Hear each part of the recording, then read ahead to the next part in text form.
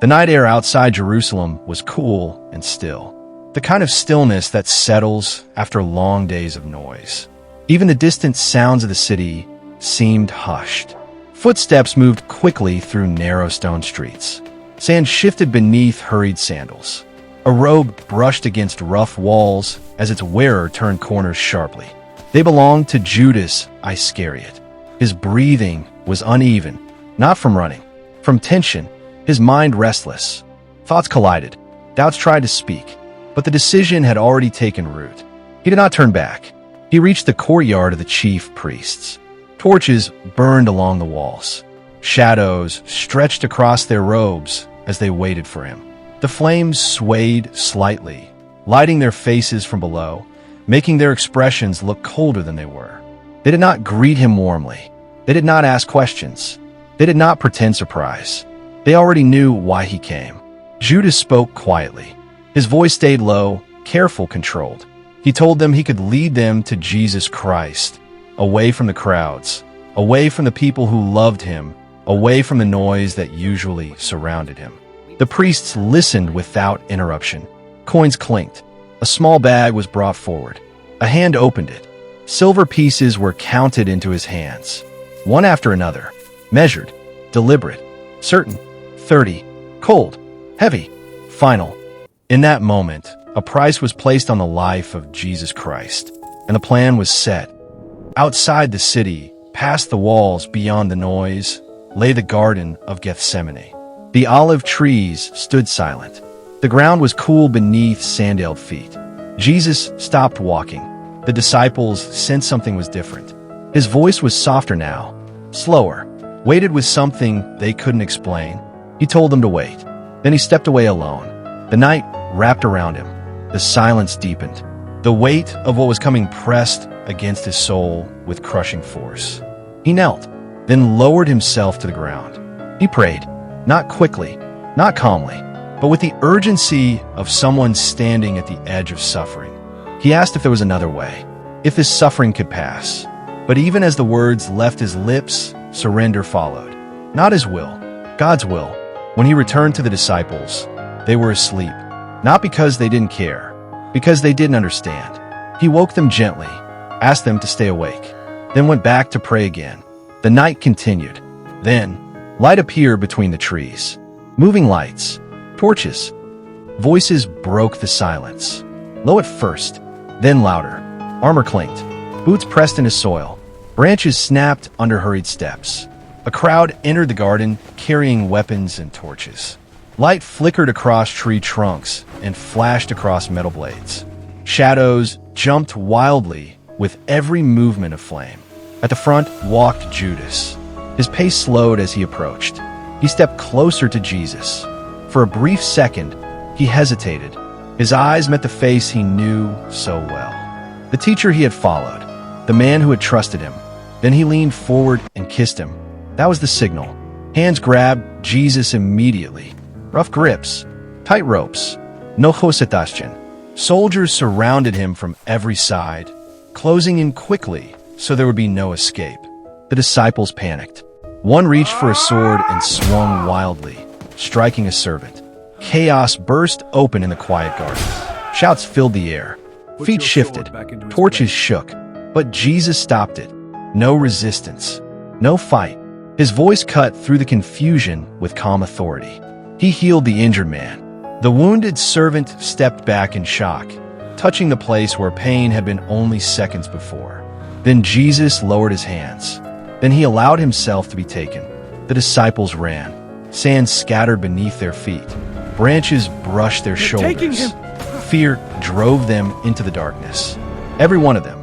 Within seconds, the garden that had held 13 men held only one prisoner, and the soldiers surrounding him. They tightened the ropes, adjusted their grip, formed a ring around him. They led him away. The torches moved off through the trees. The sounds faded. The garden returned to silence. Through the night, they questioned him. Not in one place, not before one judge, but from chamber to chamber, hall to hall. Each room carried the same tension. Each face carried the same suspicion. Each voice carried the same hidden decision. Different halls, different judges. Same hatred, Witnesses spoke against him. Their stories didn't match. Their accusations collapsed under their own words. One voice contradicted another. One claim unraveled the last. Even those eager to accuse could not keep their story straight. Still, they pushed forward. They were not searching for truth. They were searching for a verdict. They wanted sentence, not truth. At sunrise, they brought him before Pontius Pilate. Morning light filtered into the judgment hall. Pale gold rays crossed the stone floor and touched his face. Pilate looked at him carefully. This was not the face of a criminal, not the posture of a rebel, not the voice of a threat. He saw no fear, no desperation, only quiet resolve. He found no crime. Outside, the crowd grew. At first, it was murmurs, low voices. Private opinions whispered between neighbors. Whispers turned to shouting. Crucify him. Pilate tried again. He spoke louder, asked questions, waited for reason. The shouting grew louder. Crucify him. The sound filled the courtyard, pressed into the walls, shook the air. It rolled like thunder, rising in waves, refusing to fade. Pilate saw the crowd would not stop. He saw their anger tightening like a storm about to break. He saw that reason had already lost. He called for water. A servant brought a basin. Pilate washed his hands. Water dripped from his fingers onto the stone floor, and he handed Jesus over. Soldiers dragged him inside. Their grip was firm, their movements efficient. This was routine for them. They struck him, mocked him, spat on him.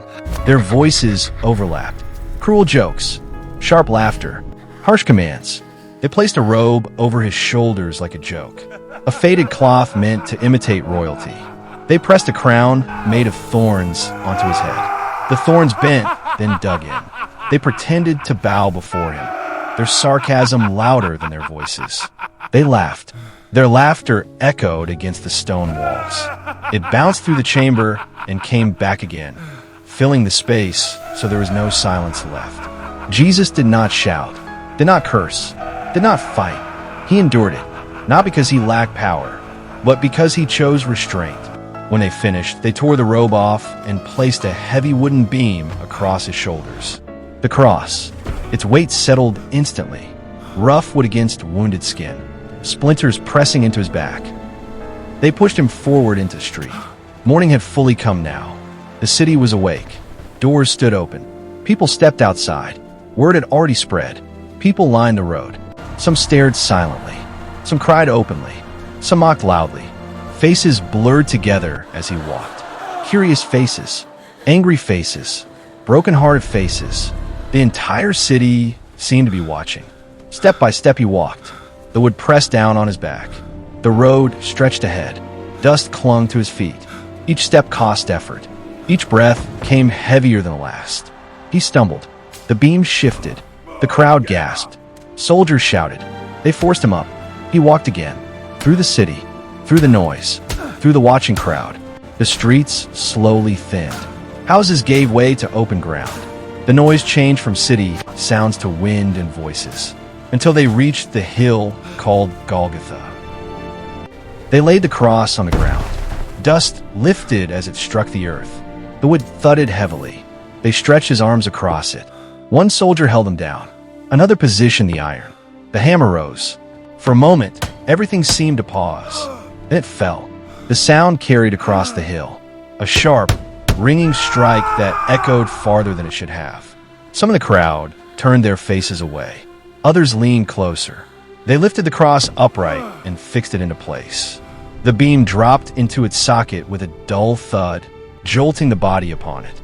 Jesus hung there. The sky slowly darkened.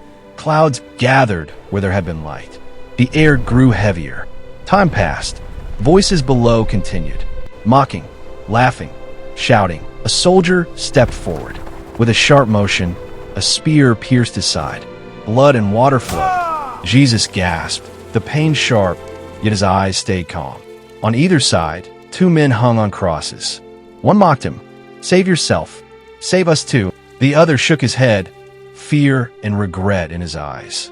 "We deserve this, but this man," he looked to Jesus. "Remember me when you come into your kingdom." Jesus turned slightly toward him, eyes heavy but full of mercy. Truly, today you will be with me in paradise." Silence fell for a moment. The wind whispered through the hill. Only the groans of the guilty and the distant cries of mourners remained. Time passed, yet from the cross came words no one expected. Forgiveness. Not anger, not blame. Forgiveness. The words drifted downward over soldiers, over mockers, over mourners. Some heard them clearly. Some did not understand what they heard. Hours passed. His strength faded. His breathing slowed. Each breath became effort. Then finally, "It is finished." His head lowered. The earth trembled. The ground shuddered beneath their feet. Rocks split with cracking sounds that rolled across the land. And far away, inside the temple, the veil tore from top to bottom. Not by human hands, not by accident, but suddenly, completely. The moment history changed forever had come. After Jesus breathed his last on the cross, the sky grew dark and nature itself seemed to mourn. At that moment, a devout and honorable man named Joseph of Arimathea, a respected member of the council who had not agreed with the decision to condemn Jesus, approached Pilate. "Sir," Joseph said quietly, "may I have the body of Jesus?" Pilate, seeing that Jesus was already dead, granted his request. With solemn reverence, Joseph and Nicodemus, who had secretly followed Jesus and now came openly to care for him, took his body down from the cross. They wrapped him in clean linen cloths, anointed with spices, as was the custom, and prepared him gently for burial. They carried him to a nearby rock-hewn tomb that belonged to Joseph, a new tomb, and used with a large stone at the entrance. With heavy hearts, they laid Jesus inside, folded the linen around his body, and closed the tomb by rolling the stone into place. Because the council feared that Jesus' followers might come and claim his body and say he had risen, Pilate ordered that guards be placed at the tomb. A detachment of soldiers stood watch, alert, weapons in hand. The stone sat heavy against the entrance. The world seemed still. The tomb was silent. Guards lay asleep at their posts, armor clinking faintly with their restless movements. The sky was still dark, the air heavy and cold. Suddenly, a brilliant light burst through the gloom. An angel appeared, radiant, rolling the massive stone away from the tomb entrance with ease. Dust and debris shimmered in the glow. The guards awoke in terror, frozen and shaking, unable to move. Inside, the tomb was empty. Jesus had risen, just as he had promised. The linen cloths lay folded neatly, undisturbed. Life and hope had returned. Death could not hold him.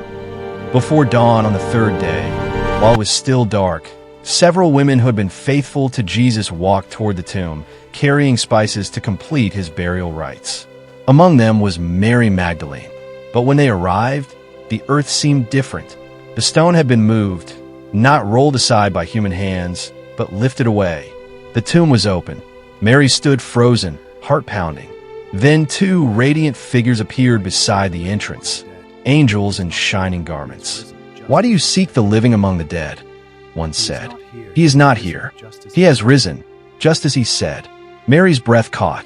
She ran back down the path toward the disciples, trembling with awe and urgency. Mary found Peter and John and cried out, "They have taken the Lord out of the tomb, and I do not know where they have laid him." Peter and John ran to the tomb.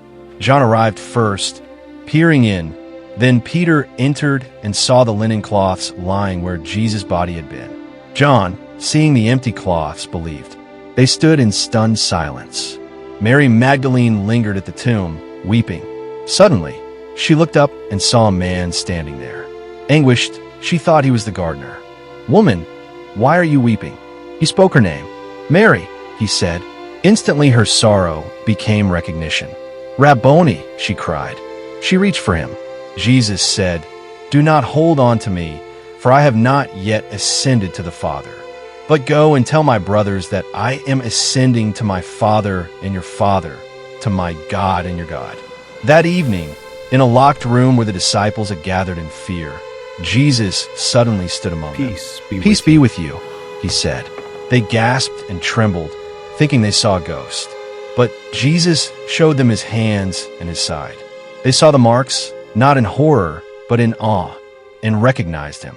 "Touch me," he said gently. "See that it is I." A ghost does not have flesh and bones as you see I have. He ate with them, talked with them, and opened their minds to understand the scriptures. Before he left them, he spoke words that would change everything.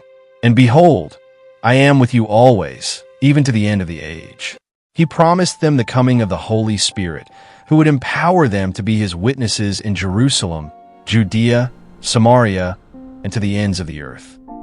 40 days later, on a hill outside Jerusalem, Jesus gathered his disciples again. His face shone with a quiet authority and peace. "All authority in heaven and on earth has been given to me," he said. "Go therefore and make disciples of all nations." He gave them the Great Commission. Then, as they watched, he lifted his hands in blessing and began to rise into the sky. Clouds gathered him out of sight, and his disciples stood there, faces turned upward, hearts full of wonder and awe. Angels appeared beside them and said, "Men of Galilee, why do you stand looking into heaven? This Jesus will come back in the same way you saw him go." And with that promise, the disciples turned back toward the city, ready to tell the world. Jesus endured the impossible for love. He faced betrayal, fear, and pain so that we could know hope, forgiveness, and a life beyond fear. Remember, no matter how heavy your burden feels, no darkness is too deep for God's light to reach. Stand firm, love boldly, forgive freely, and trust in the plan greater than your struggles. If this story touched your heart, let it guide your steps today. Share it, spread the hope, and don't forget to subscribe, so more hearts can see the light of his sacrifice and resurrection. Because the greatest power comes not from strength, but from love that never gives up. Be inspired, be courageous, be the light.